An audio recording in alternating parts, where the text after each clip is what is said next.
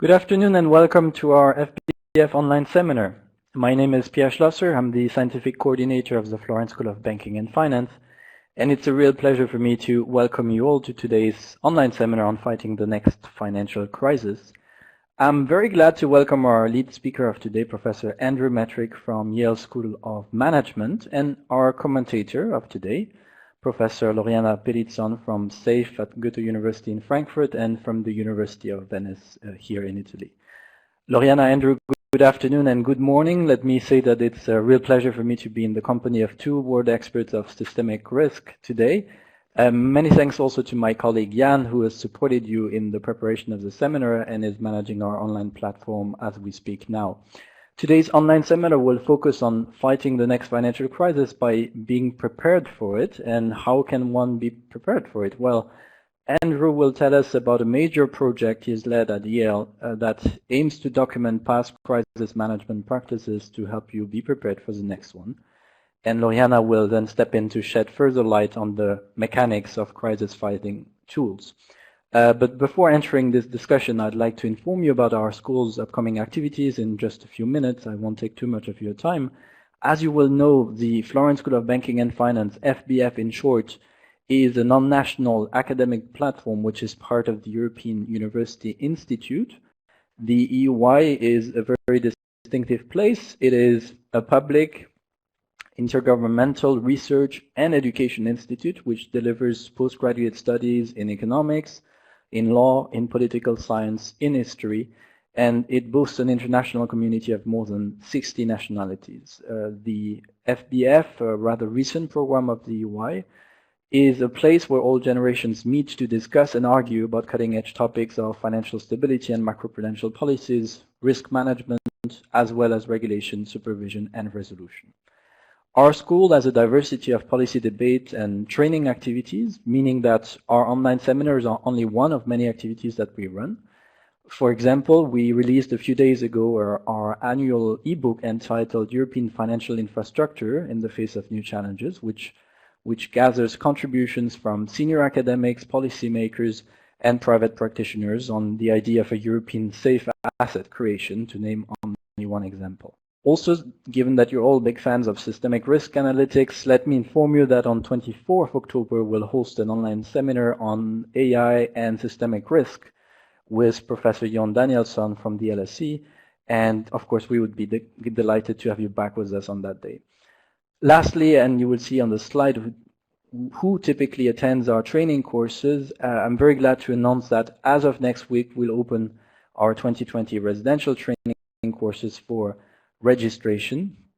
You will see that we have courses on anti-money laundering, we'll have courses on recovery and resolution, courses on the economic side, more on panel data, monetary policy transmission, and a lot of others to come further down the line.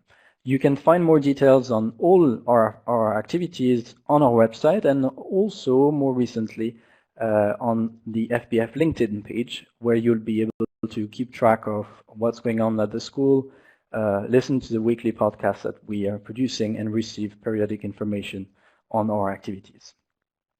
So do have a look on our LinkedIn page if you have the occasion.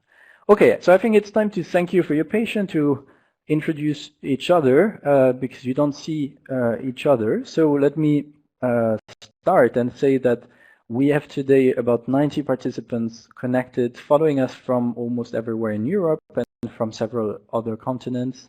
We have 45 nationalities. We have people from several organizations such as usually, the European Central Bank, the European Commission, several financial markets authorities, and people from the European Stability Mechanism. To give some examples, of course, I welcome everyone who is also not on that slide. In terms of gender, we have 43% of you who are women, 57% are men. You have almost 9 years of professional experience on average. We have more economists than usual. We have 51% of you who are trained economists. We have 22% of you who are lawyers, and 11% who have a background in business. Lastly, 62% of you have a master's degree, and 31% of you have a PhD in the field. So time to start. How will our seminar be structured? Well, as I briefly anticipated, Andrew will speak for about 20 minutes. After that, Loriana will kindly step in for about 10 minutes. Their interventions will be supported by polls, which will appear on your screen, as always, for you to fill in during their presentation. After their presentation, we'll open up the Q&A, where you will be able to ask questions, interact, post comments in the chat box, which will appear in the second step on your screen. So I'll stop here. I see that Andrew has already put on his camera. I hope that your mic is on, so that's perfect. Great, fantastic. Thanks very much. Well, it's a good morning for me and a good afternoon, I imagine, for most of the folks who are online. I'm delighted to be speaking to such a great group. I saw the list of participants, and it's really terrific that there's so many people here who study the same topics that I do. Many people from central banks and other parts of the official sector, who I think really this is our project is for. You're our clients for this project. We have clients, and we will be charging nothing. So everything that we do in this project will be free and online, and in fact, I will think today a little bit of whatever I hear back today as an opportunity to hear from people about what we can do to make it more useful. I was going to start before my next slide here with a poll question, and I see it has just come up. And this poll question I do every time I visit Central Bank to talk about this project. So some of you may have heard me do it in person. And as you can see, it says, I agree with the following statement. In the global financial crisis, central banks and other government authorities were well prepared to fight the crisis and executed their policies in a consistent and effective manner. And I see the answers that are coming in here. Looks like we've got more than half the people somewhat disagreeing or strongly disagreeing, and nobody strongly agreeing. No one strongly agrees with my comment. Well, I don't strongly agree either. I'm going to have to say my own answer here would be probably at least somewhat disagree, maybe strongly disagree. But everybody has their opinion on that one. And so overall, I think it's true. Whenever I talk to people, broadly speaking, you see very, very few people in the category of strongly agree. And sometimes you can get some agreement. Some people will think that, yes, starting at a certain point in the crisis, governments got their act together a little bit and started doing it right. Even then, usually we're a bit concerned about communication. But for the overall performance, kind of beginning to end, we certainly see that there are a lot of problems, that we came in, I think, in many ways, underprepared. All right, so now, given that we were underprepared and that we have 59%, here's the next question. Now, as many of you are studying this field either at academic institutions or somewhere in the official sector, so now I just want to get a sense for how much of your time you spend kind of on the crisis management part.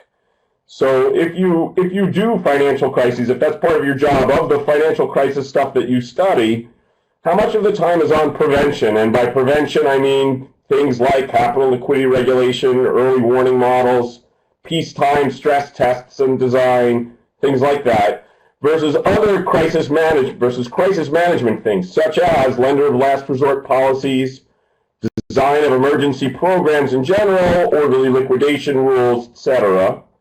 And just to get a sense here, so we have 5 categories. Going from everything is on prevention, mostly on prevention, about half on each, mostly on management, or nothing on prevention, all on management. And it's what's nice here is, of course, I don't have a random sample. I would hope that on this particular seminar we would have a lot of people who are interested in crisis management. And even with that, what do we have? Let's see, we have about half the people that are mostly on prevention or everything on prevention. And we have roughly 18% that are mostly on management or nothing or all on management. So it's about 50 to 18, and then we got about 30% somewhere in the middle. And that's with my nice sample of people who are interested enough to spend some time on this seminar today. When I visit the central banks and I get a somewhat more random sampling, I will usually just get a smattering of hands if I ask for people who spend most of their time on crisis management issues in the room, just a few percentage points typically, and almost everybody else is most or all on prevention. Now, of course, I think we all understand that since Basel III and since the new rules that have been put in place in almost all of the major jurisdictions, it is the case that there's a ton of work to be done in central banks and in all other major regulatory agencies in just implementing the new things that have been put into place to help us do what we now call macroprudential policy and crisis prevention. And of course, we all have a very strong sense that politically, at least for quite some time, it's going to be very, very difficult for the government anywhere, any part of the official sector, to do anything that looks like it is bailing out or helping the banking sector. And so it's very important that we all hold the line, especially some of my friends from Northern Europe tell me how important it is that we hold the line and make sure everybody knows there will be no taxpayer money under any circumstances that could possibly go to the banking sector. On the other hand, I think that those of us who are historians of financial crises recognize that the government always owns the tail risk. The left tail belongs to the official sector, ultimately to the taxpayers. And if the government is not able to step in and stem a crisis when it is happening, then the government will typically be thrown out of power and the next government will come in and have to do that. We don't see a whole lot of opportunities, occasions in the world where the government can just do nothing and let everything burn out. And so we do have some really important questions about what we would do in a crisis, but we're not really studying them all that much, in part because of all the things that we have to do for prevention, in part because the work, the data, seems so idiosyncratic. Every one of these plans done in different countries is a little bit different. It's really hard to isolate specific elements of those plans and know what worked and what didn't work. So the academic incentives are really, it's hard to publish papers in this particular area. And the official incentives are, we're not going to bail anybody out, and that's our main message. To the extent that people tend to work on things about a crisis, the main topic that we see people working on is often bail-in, the things that will keep us from having to do any bailouts. So we thought at Yale this would be a good time to do something to fill a gap that both academic and official incentives perhaps weren't there to fill. And that's my first slide of actual content, which is what it is that we do here at Yale. We have a program called the Yale Program on Financial Stability. We're very, very narrow, unlike things like the Florence school here that really has such an impressive operation and is quite broad and does a lot of things, including what we do. We are really quite narrow. We consider ourselves to be a global hub for the creation and dissemination of knowledge about financial crisis management. And that's it. And our flagship project we call the New Bagehot Project. And the New Bagehot Project is trying to update Walter Bagehot's advice from 1873. And we all know that advice if we're in this world. He said, lend freely at a penalty rate against good collateral. And Ben Bernanke talks about how that was the main thing that he knew when he got into the Fed, and he's a scholar of financial crises, and that the guidebook that they handed him, he would turn the pages of the guidebook, and on every page it said, open the discount window. That was every page of the book. So we think it's time to update that a little. The world is much more complicated. It's not just banks anymore, but a much broader system of wholesale finance. And we also have 150 years or so of experience since 1873 that we should try to learn from. So we started the new Bagehot Project, and I hope that's readable to people. I have old eyes, so it's a little small for me. But the new Bagehot Project really just recognizes the biggest knowledge gaps are really for what we call wartime crisis management policies. And that, in fact, there's a lot that we can learn. In the global financial crisis alone, there were hundreds of crisis interventions around the world. The IMF has a very nice database of them. Only a fraction of them have actually been studied in a careful way to see what were the individual elements of it that worked or did not work. Going back further, you can see the same thing. There's a lot of course, we had a large number of crises that are in the World Bank IMF databases that we know about since 1970. Before that, of course, we had crises as long as we've had capitalism. But most of the interventions done by governments haven't really been studied. We have a lot on kind of macro, small open economy. What do you do when you have capital flight and you have a dual crisis happening? We don't have a lot on the specific design of lender of last resort policies or capital injections or restructurings of banks, particularly in developed countries. So in 2017, we went out and got funding, or rather I should say the chair of our advisory committee, Tim Geithner, got funding, because when Tim Geithner goes around to people and says, you know, we have no idea what we're doing in fighting crises, he's very credible. And so we raised some money. We hired a bunch of really high-quality young people right out of school. So we have a staff of about 15 people, about 11 of which are young right out of school people, and then a few senior people who have been at this for a while. And what we're trying to do is build a big database and elicit lessons from it. So what you're going to hear from me today is a discussion about work in progress with a few preliminary conclusions of that work in progress. But the work is very different than what, as economists, we typically do. And I would say virtually none of it will end up getting published in traditional journals. We're not running a lot of regressions. We're making some tables and figures, but we're not running a whole lot of regressions, and we're not writing down a lot of theory. Instead, we have a sense, we have a kind of information-driven view of what causes financial crises and what enables us to get out of them. And we're trying as hard as we can to, through that view, explore things that have been done in the past at a very, very detailed level and provide some guidance for future policymakers. This next slide shows what the online platform hierarchy, so what is the project details, and it will all be presented in an online platform, which we are close to having finished, and it's now, I would say, an alpha version. And there are 4 different levels of content here that we are trying to create. Level 1, we call lessons learned. It's the type of work that's subjective, coming from the people who were involved actually in crisis interventions and asking them what they learned. Level 2 is something we call case interventions. These are case studies.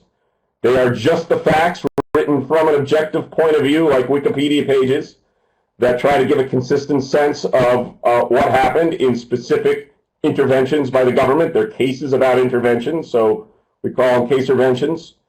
At the higher level, we pull together what we've learned from those case interventions and lessons learned into surveys on broad areas, like, for example, stress testing as a broad area.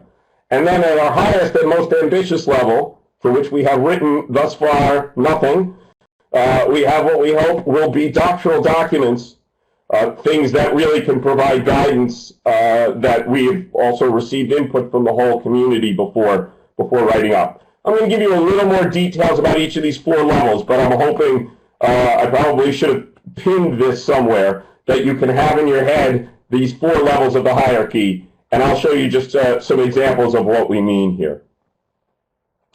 On this page is where we're spending the most of our time. That is case interventions. So of our junior people, they're mostly writing these things. And the key element in a case intervention is a section in the middle, which I hope people can see, that says key design decisions. So across all types of interventions, this is an example of an intervention done by the U.S. government early in the financial crisis here, the temporary guarantee program for money market funds. And this was done in designed in September of 2008, just after Lehman Brothers failed and a money market mutual fund broke the buck, and there was a large run on money market mutual funds. And it's part of a larger class of interventions that are guarantees. So broad-based guarantees, either of transaction accounts in some cases, or of bank debt in others. So that would be the largest umbrella group. And what we do within that umbrella group is we identify key decisions that have to be made every time you put a project like this together. So in very small type, I just want to call out one of these things. You see in very small type, might be hard to read. I'm taking off my glasses so I can do it. Number 2 on the list says, only shares as of September 19th, 2008 were eligible. One key decision that always has to get made if you're going to guarantee any kinds of accounts are what accounts? Are you going to guarantee new money, old money? Is there any limit on it? Those are key decisions everyone always has to make. We were told by the people who designed this program, and this was done by the U.S. Treasury, that originally in their draft documents, just hours before they went public, they were going to guarantee everything, not just the old stuff, until they were told, kind of very, very nicely and calmly, by the bank insurers, you know, this will cause a complete run on the entire banking system, because we're not insuring everything in the banking system just right now. We have a limit. And so they changed that term kind of just before it became a disaster. But it would be nice if whoever was thinking about these types of programs in the future, maybe they're not coming from a bank regulator, maybe they're coming from a treasury or some other place and designing it for a non-bank, that this might be an important thing to remember. So that's called out here in this particular key design decision for this case intervention. I'm going to go quickly here because I know that I don't have very much time, just to explain broadly speaking, the other pieces. The surveys, and we've completed 2 so far, are when you have a whole lot of case interventions in an area. So for example, in credit guarantee programs, we've written about 25 case interventions. You can then go through all of them, look at all the key design decisions, and align them up in a matrix and evaluate which of these things seem to be useful and which of them have kind of a caution flag on them. So we rarely know whether a specific key design decision was the reason that a program succeeded. We have no label for that because there's just very, very little evidence on that. But we do know when a key design decision was interesting, the type of thing that seems creative and might work across other instances. So we have one label for that. We also rarely know whether it was one specific thing that caused the program to fail, but we frequently see programs design something and then a few days or weeks later change it because it had an effect that nobody wanted it to have, or it was stopping something from working. And in those cases, we can label those key design decisions in that instance with a caution flag. It's not that this thing is terrible, or we know that for sure. It's just more somebody put it in place and then had to change it. So make sure you know what the unintended consequences of that thing might be. As I mentioned earlier, the last thing on this list, lessons learned, these are interviews that we do with people who actually design things, and we ask them basically to give advice the same way you would of a military officer after a battle, for example, or a doctor after a case was completed. What did you learn from this particular case? What would you tell your successors? What are we hoping to do with this when done? And we are a little bit done now and hoping to be out in a real beta version by the end of next year, as I'll mention later. We're hoping that we can do peacetime training, and that is high-level in-person sessions here. We currently do them annually and have shifted over our annual Systemic Risk Institute that we do in the summer at Yale to be really just about the new Bagehot Project over the last year or two. And we're working on setting up some partnerships with organizations that do a whole lot of training, like the IMF and the BIS and major central banks. We're not aiming to compete with any of these people. We just want to provide content and make it easier for training to occur at those places. Everything that we do will be online, so our hope is that after we do high-level training, kind of person to person, a whole lot of people can go back to their institutions and use the online materials to train folks that they work with. More ambitiously, we would hope that people who are familiar with the online system will be able to quickly access information that they need if they had to make decisions in a crisis itself. Tim Geithner, who's the head of our advisory board, often mentions that during the crisis, people would tell him things like, we should do what Sweden did in the 1990s. And Tim would say, all right, well, tell me exactly what Sweden did. I don't want to hear they nationalized their banks. I want to hear which banks, how'd they make the decision, which assets did they bring over, what did they do with all the counterparties, and I need to know in the next 3 hours. And so we need to have a system that's available so that somebody would be familiar a little bit that Sweden did some interesting things and could quickly write up a memo saying, here are some good things and here are some things to avoid. I mentioned that everything will be online. I'm not going to go into the details of it now, but what I will say is that anyone on the line right now who works at a central bank or anywhere in the official sector who is interested, we can get you access to the current way that the interface looks, so you can see how it will look and give us some comments on things that might improve it. So just shoot me an email, Metrick, Metrick, at yale.edu, and we'll put you on our list and you can take a look at things. Our timeline is that we're hoping to be done with about 200 of these case interventions and 12 surveys. The hope is that we will cover most of the major interventions during the global financial crisis and significant interventions in other episodes, all this by the end of next year with the online interface fully functional. That'll be our beta version. And then from there, we'll just keep working it out as much as we can to try to make it useful for training and in a crisis. One quick example of what takeaways can look like. So one of our survey, we have 2 surveys completed. I'll just mention this one survey. This is on credit guarantee programs. So in the global financial crisis, we did this one first because this was a very common thing to do in the global financial crisis. A lot of them were done in Europe. The European Commission came out with guidance about how to do them, and many countries put them in place. We then looked at a whole host of these, and we learned some things that were obvious and some things that were less obvious. And there is a little bit of a literature on this that we were also able to draw from. The obvious piece is that the utility of the guarantee is affected by the credit rating of the sovereign, since you're guaranteeing bank debt with the sovereign. But we also learned the utility of the guarantee is affected by the promptness of the guarantee payment, interestingly. Take-up of programs is affected by that. And that the effort that the European Commission had to have uniform fees across jurisdictions basically meant, because of the first bullet point, that these programs created quite an uneven playing field. We saw a few interesting features. So if you think, what are interesting, what do you want to call out that some countries believe worked and worked pretty well? There's an opt-out system in the United States designed to reduce stigma. That looked pretty interesting. There was the use of an SPV in France and Australia, which was quite cool. And then a requirement that debt payments be deposited several days in advance to provide early warning of default in France, which several commentators thought was quite an interesting feature.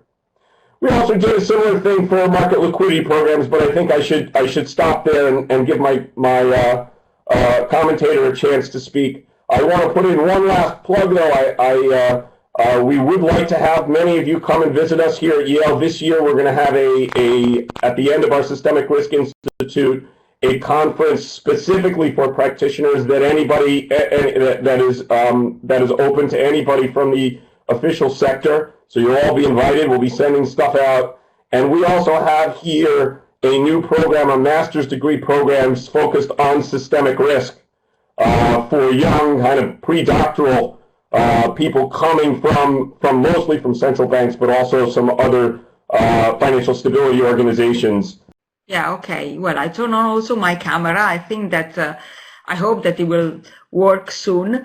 I'm very happy of to be the discussant of this fantastic project that Yale is providing, and I think that it is really something that we need. Because otherwise, we are always making the same mistakes. On the other side, I think that it will be nice also that this platform later on will extend in the sense that maybe will include also some of the work done from researchers that investigate how the implementation of the different, let's say, instruments to manage financial crisis has been, applied, and also which type of result it has been produced. Because my impression is that sometimes as a researcher, we do produce a lot of analysis that not in all the case it has been considered by practitioners.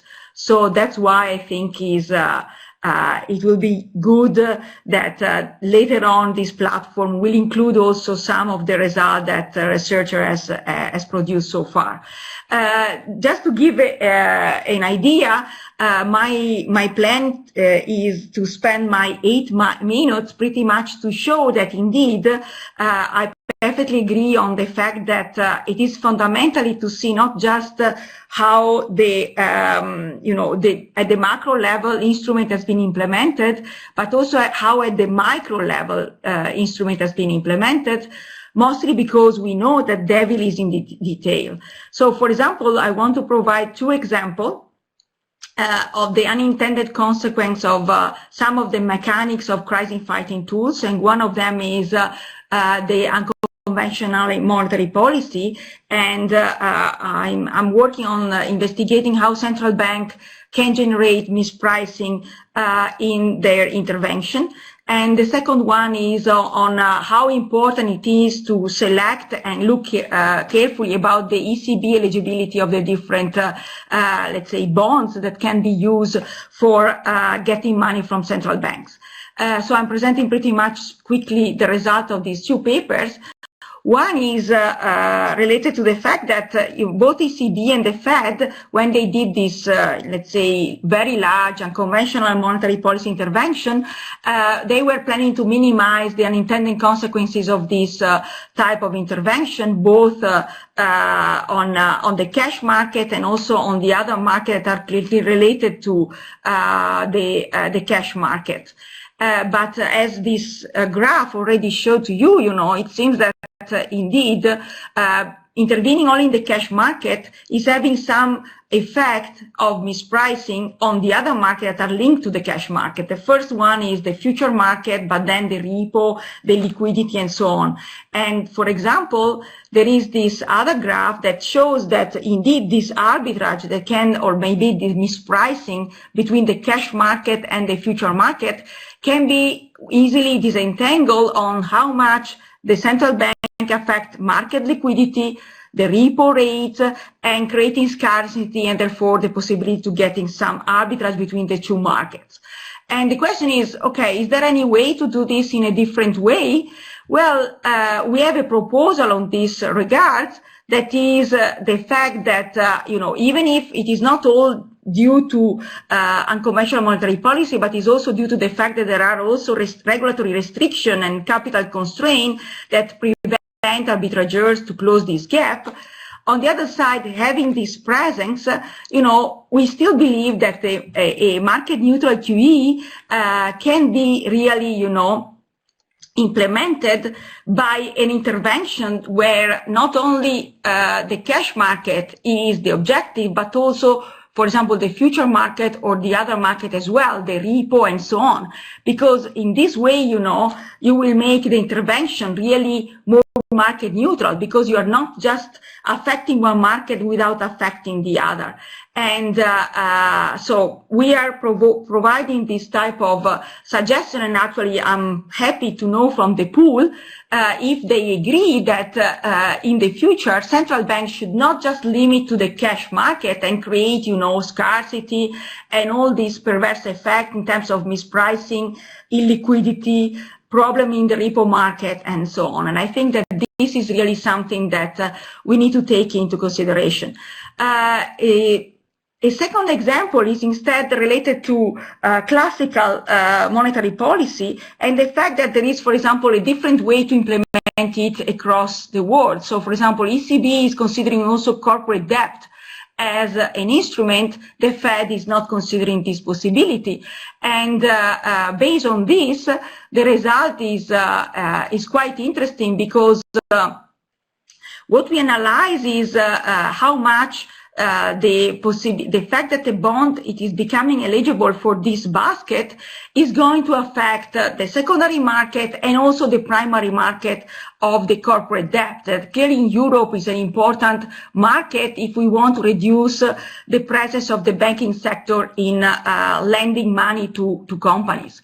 And pretty much what we have in mind is that clearly the eligibility is going to affect the secondary market in terms of yield, market liquidity, the security lending activities, potentially the repo market, but actually the corporate bond market is not so, the corporate bonds are not used too much in Europe for repo.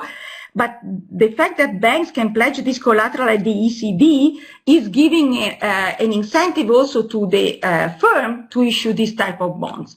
And in fact, what we analyze, this is a simple graph, and show that as soon as a bond it has been included in the list for the first time, firms do start to issue far more corporate debt than the other companies that has not been included in this list. Clearly, this is a simple graph.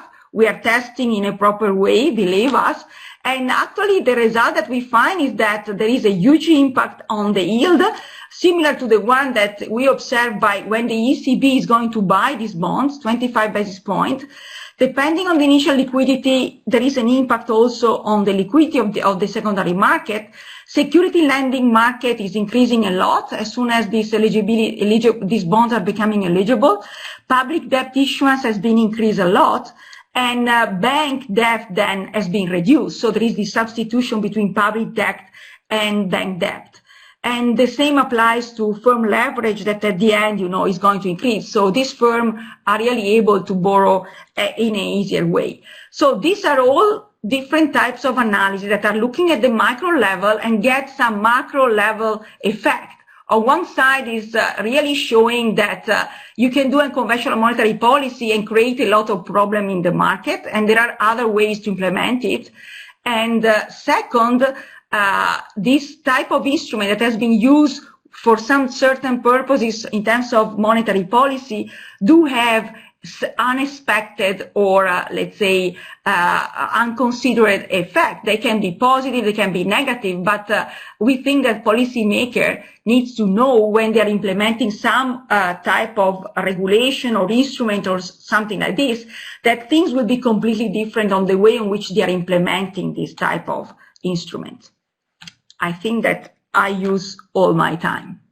Maybe it would be nice to check how much the pool agree. Well, it seems that there is a mix. Somewhat agree on this, let's say, idea that central banks should use not just the classical instruments, but also some other instruments. Like derivatives, and maybe intervene heavily also in trying to reduce perverse effect in the repo market. There are 22% that you know, in some way disagree. What is very nice is that there is just a tiny percentage that strongly agree but also strongly disagree. Thank you so much, Loriana. That was really straight to the point, and I can see now that because we heard you perfectly. However, there was no video for some technical reason. You know, I hope that the message arrived in any case. I don't know why it was working before. Content was there, and it was certainly spot on. I would like to give the chance to all our participants to focus on the chat box and think of the questions or comments they would like to type in. And meanwhile, I would give a chance to Andrew, if you agree, to react to some of the points that that Loriana raised up. So I would say I agree with everything that she said. I thought it was a very interesting presentation. Loriana, I am looking forward to reading your work on the collateral framework. I think that's actually a really important thing. One thing we've been trying to do in our project, and we will certainly try to learn from your work as we add to it, is the case that the collateral framework of central banks, the lender of last resort, in a crisis itself, is maybe the most important thing that they can do. They make changes to what they'll accept and to what the discounts will be on each thing. And actually the records of the micro changes that are made are very, very sparse. So exactly. It's hard to, you know, it's a very difficult thing. You would think, oh well, the Federal Reserve would have a nice list, for example, of all of what the collateral framework looks like historically at all times, and it doesn't exist. Maybe the Eurosystem's better. We really would like to know in the panic itself, subtle changes in that collateral framework are probably the single most important thing that can be done. Correct. So I look forward to learning from your work and to talking to you more about that. Thank you. Yeah. But clearly this is just an example. I think that there are a lot of other things that can be done. Yes, Loriana, if you'd like to expand, feel free. Well, no, you know, my point is that sometimes we are so constrained on looking just to what we have always done, and we are scared to start to look to other opportunities. That's my view. And also this is coming from my interaction also with central banker many times. Okay, so there is a direct question to Professor Metrick by Baudouin. Hi, Baudouin. How feasible, credible, realistic are current resolution frameworks and plans in the US and EU? Are we doing the right things? And this also echoes a question, I think, by Alexander earlier on whether the resolution rules, e.g. in Europe, are a game changer that, in a way, past experiences cannot necessarily be used as guides for the future. If you could engage with that first, and then we'll give a chance also to Loriana if she wishes to engage. Sure, thank you. Thank you for that question. It's an excellent question. Overall, I would say that the current resolution frameworks, both in the United States and in the EU, are excellent improvements over what we had prior to the global financial crisis. And most importantly, I think all of the various things that we are going to end up doing with bail-inable debt, I think those things will be very useful, mostly politically. And what I mean by that is I do think that in the extreme, if the banking system is truly insolvent or close to insolvency, we're probably going to need more than just bail-in in the crisis itself. But it will be incredibly useful for the public to see a whole lot of pain on the part of debt holders, certain debt holders and equity holders before the government is involved. So I think that'll be very useful. I think it will be almost completely effective at preventing things in the case of idiosyncratic risks. I think in a real systemic event, it was just asking too much of that system. If it really is as effective as everybody hopes, if people really view the bail-inable debt, for example, and the similar types of stuff that we've got going on in the United States as being something that would prevent the next crisis because that debt is truly equity-like, then I think in that extreme case, that debt will also become quite expensive. And my main concern there is that we will see continued movement, migration of the risk outside of the places that are covered by this system into the shadow banking system, exactly what we saw before. So I do think they're going to be helpful. I'm glad we did them. We have to keep working on them, but I don't think that they are. I have some good friends in Europe that tell me this means we never have to do a bailout. I think that's overly optimistic. Yeah, I would like to add something about this, and I think that it is. I perfectly agree on the fact that if the crisis will be systemic, clearly, the bail-in will be not enough, first. And second, we need to remember that money needs to come from something. So we are in a system. If we are thinking that, even from the bail-in, you are moving the money from bondholder to cover the losses, this money is coming from something. Maybe this money were deposited before and these people were using this money for something else. Or we are asking banks to increase capital. Well, if we're asking banks to increase capital, from where this money are coming? Who are providing this money? Which are the other resources that we are reducing in terms of funding because we are increasing capital for banks? So clearly the resolution mechanism is very good when you are just focusing and looking, okay, I want to solve the problem of one bank that is in default or few banks that are in default. But when we are at the systemic level, the money needs to come from somewhere. And at the end, unfortunately, we are all taxpayers, and either in one way or in the other, we will pay the loss. That's the main problem. Yeah. Very interesting. It's more about how much bail-in first, and then we see what happens. So how about asking, looking at the question asked about unintended consequences. So Janik Kutura asks, do you think that the 2016 MMF reform could lead to unintended consequence, and if so, which ones? Maybe first Andrew again, and then Loriana. Thank you, Janik. That's an excellent question. For people who may not know about the reform that was done in the United States in 2016, it took a long time from 2008. In 2008, as I mentioned earlier, and as many of you know, after the Lehman Brothers bankruptcy, a money market mutual fund in the United States was unable to hold its net asset value at $1, at 100%. And then that led to some runs on that whole family, the whole type of mutual fund that is a prime money market mutual fund that was allowed to invest in all kinds of corporate debt as long as it met certain rules.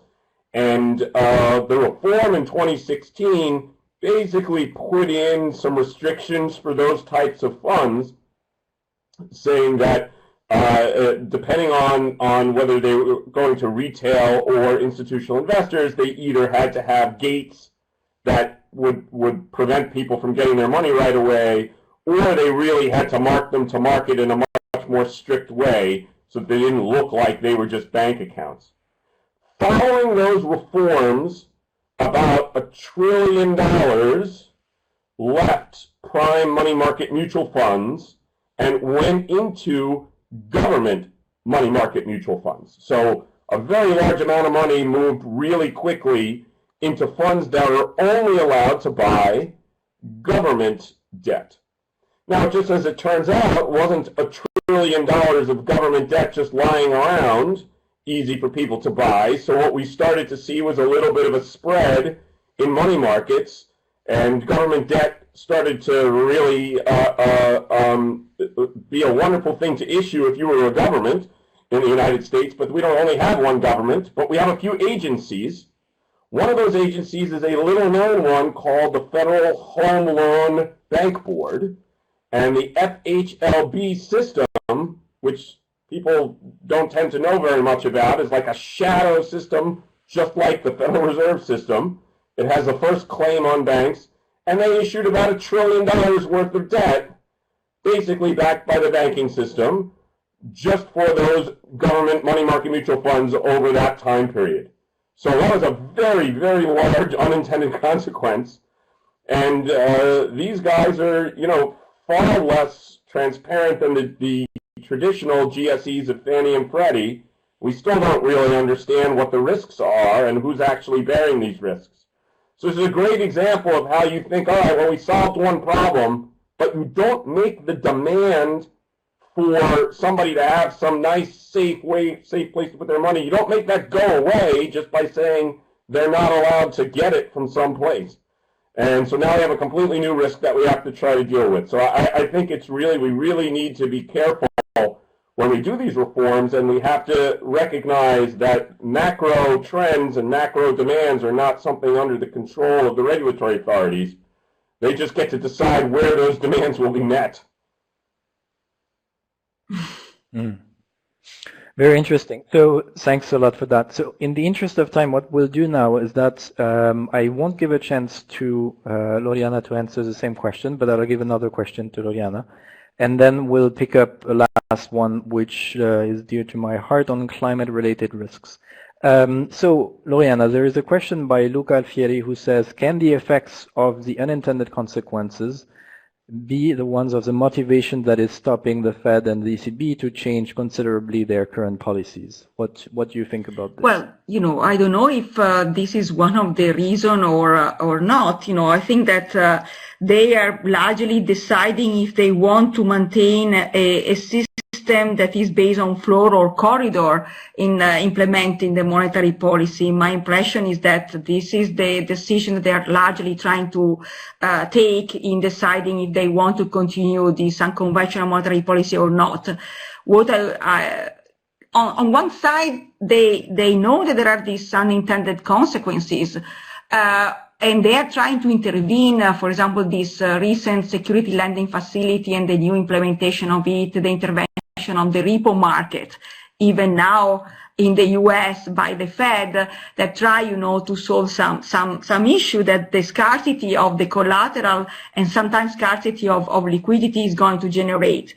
But to be honest, I think we are already in this world. So stopping it, or maybe maintaining as it is, deciding to unwind it, it is a long time before we will reach the framework where we are in the normal, let's say, conventional monetary policy framework.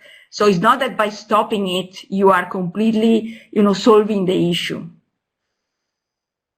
Mm-hmm. Okay, thanks. There is a question by Elena Años, which I will just put a bit broadly because I'm not sure that whether Andrew is really familiar with the EBA IOPA stress testing. But I think that question fundamentally is about looking at climate-related financial risks as a potential source of new systemic risk and its interaction with the next possible financial crisis. So if Andrew, you could elaborate on this, and then I would give a chance also to Loriana to Sure. Engage with the issue, and I think that will be our last question. Sure. So I think that certainly climate-related risk is, in terms of the large systemic, speaking in a general sense of systemic and not just the financial sense, the largest, if not the largest, one of the largest risks that faces us as a global society. And I would say I'm quite happy to see central banks and financial institutions more broadly starting to think about it in their models. They have to, and this is a very, very smart group, and they should be participating in that debate. They have good risk models for it. How it relates to financial crises, I suspect that a financial crisis as something that comes about due to climate-related risk is similar to, for example, a crisis in the power grid that will come out from climate risk. It'll be the type of thing that comes along as an after effect of some really, really nasty things. So that the science of trying to deal with this problem and the underlying engineering just of what's going to happen to our cities, these are first order and first line types of effects. And if these terrible things happen, then all of us throughout, everywhere, whatever crisis-fighting world you work in, fire department, emergency rooms in the hospitals, central bank, crisis management, will have to deal with it. But it's more of a slow-moving, deep structural problem that the world is facing and it's really the follow-on effects that we would have to worry about. So that's my thought from a crisis management perspective. From a stress testing perspective, I think it belongs in there, right? And it should be in the models in thinking about what types of risks banks face. Okay. Thanks a lot for that. Loriana. Yeah, I perfectly agree on the fact that this climate change risk will have some impact also on, let's say, the portfolio of loans, for example, of banks. And on the other side, it is important also to figure out how these new rules, in order to achieve some of the objective in 2050 in the reduction of, CO2 emission will be implemented. Because, by going to affect one sector versus another, this will have a huge impact on the revenues that, the sector that so far it is producing a lot of CO2 will face. And if, for example, you will have some financial institutions that are largely exposed on this sector, they will be affected as well. So again, there are a sort of spillover effect. So as in many other cases, when you touch one thing, you are going to have an impact on all the rest of the system. And the question is, when you are intervening, if you're intervening maybe too fast or too strong, well, you can have, again, some perverse effect. Yeah. Thank you. I think that sort of summarizes also what we said earlier about unintended consequences. So thank you. I mean, it was a very, very interesting discussion based on something very concrete that should enhance also the crisis management capabilities of central bankers, but I think going beyond that throughout the world. So congratulations again, Andrew, for that wonderful project. Thanks also to Loriana for being there. Thanks for all the questions.